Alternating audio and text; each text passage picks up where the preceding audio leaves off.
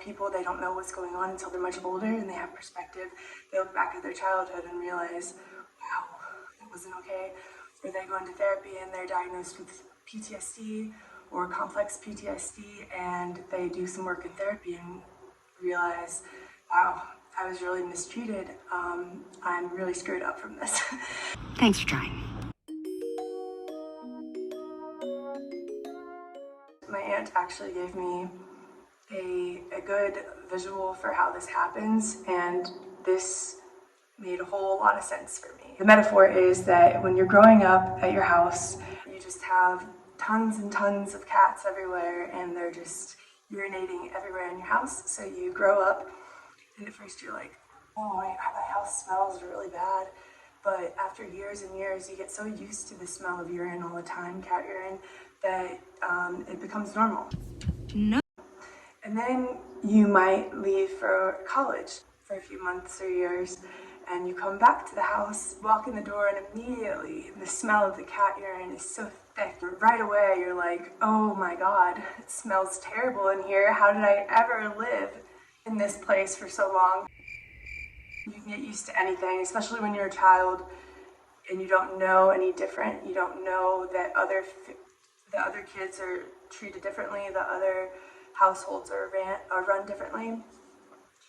Your normal is what you think is normal. There's something to be said about that saying, if you lay down with dogs, they'll get up with fleas. So I think that living in that environment with cat urine, it's like when I left, I kind of smelled like cat urine. And I'll explain the metaphor. So I did learn a lot of unhealthy coping mechanism, a lot of unhealthy behaviors from my unhealthy parents. You know, it's taken a lot of years to unlearn all of that. So you don't know better until you do know better, and then you can either do better or you can continue on the generational shit you've been given. I say no. Thank you. I've gotten a lot of pushback from not only family members, extended family members, but also my parents' friends, defending the parent and basically just coming at me, being angry at me for opening my mouth. Any other type of toxic situation, whether you have a toxic romantic partner or you have a toxic friendship, a toxic boss in the workplace, people tell you to come forward and they'll believe you, that you'll be treated with respect and taken seriously for any maltreatment, neglect, abuse that you have endured. But I've noticed what happens with this exception is that when it's your parent and you come out and start talking, God forbid, I've experienced shame. I've been shamed by other people. I've been told that didn't happen. It wasn't that bad. How could you be so mean to your parent like that? Be the better person. Don't talk about it. And I think maybe society has this idea that if it's your parent, like all parents should protect and care for their children. And I wish that was true, but some parents don't. Some parents refuse to take accountability, responsibility when their children come back to them 10 or 20 years later and say, hey, I think when this happened, when you did this, when you said this, when you put me through this, I think it was a really negative impact on my beliefs about myself. Like, you really hurt me. And an adult child comes back to their parent and tries to have a conversation and work through things, and their parent either gaslights them and makes them believe it never happened in the first place, provides a brand new story of what happened and how it wasn't as bad as you're remembering, or says that they didn't do anything wrong and in fact they would do it all over again. Leave me alone. And there's no apology. Attitude of gratitude. There's just anger and resentment, and they're telling you to shut up and get over it. Then that's a whole nother story. I believe that in any halfway decent, halfway healthy relationship between a parent and their child, that child only wants their parent to love them. Even in unhealthy relationships, I've always wanted that parent to love me and accept me for who I actually am. That's just never happened, and I'm never going to get anything that I want, that I'm looking for from them. When a parent mistreats their child for years or 20 years in my example, then you talk about it, which is so hard to do, so scary to do.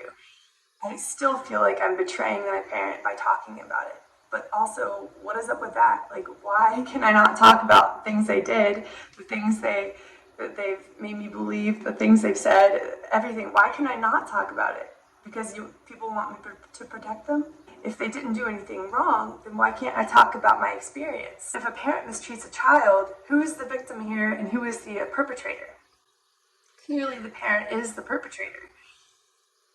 So when the child comes out and has enough bravery and wherewithal and distance to be able to tell someone what's gone on with them, they're terrified. I guarantee you they're terrified. They're confused. They feel like they're betraying their parent.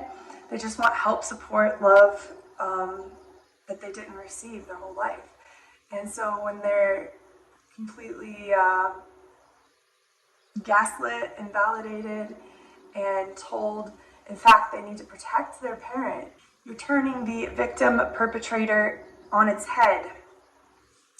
And you're making the victim out to be the perpetrator hurting their parent, who's hurt them in numerous ways their entire life.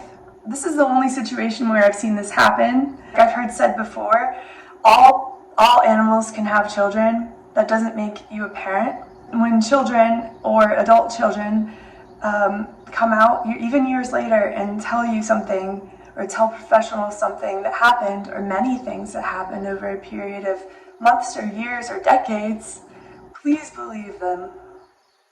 Please believe them. Everyone has the right to talk about what they've been through. I have tried to keep it private, but it has been hard because no one who was there with me my whole life cares to hear what I have to say. I do have a voice. I'm going to use my voice however I can, because I know there are other people out there who think that they're trapped and that nothing can ever change, who have a sense of guilt for the mere thought of leaving their parent. Yeah, I just wanted to address why it's okay for children and adult children to come forward and use their voice and tell people what's happened. Even adult children deserve as much support as victims of other types of tragic situations. And, there should be no shame put upon them because their trauma had to do with the parent.